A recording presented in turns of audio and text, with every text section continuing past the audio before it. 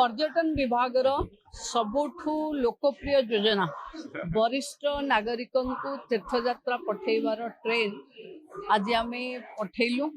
आज हूँ आमर सप्तम ट्रेन माने 5600 यात्री ए वर्षर बुलिक आसी सारे।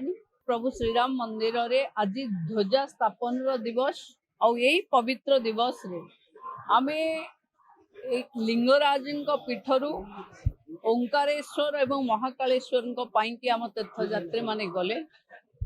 मु भावुची आमे जो माने छाड़ीबा को आसीथिलु आमे माने सौभाग्यशाली कि समाज रा जो वरिष्ठ नागरिक माने समाज पाई तांकर बहुत समय देइचंती से मानकु किछि समय कामरू बाहर करी बुलेइबा तांको गाँ रु ठीक से आनिबा पुणी नहीं गाँ रे छाड़ीबा एवं सेठी तांको सहित टूर गाइड तांको चिकित्सार सुविधा ये सब को आम करेचु।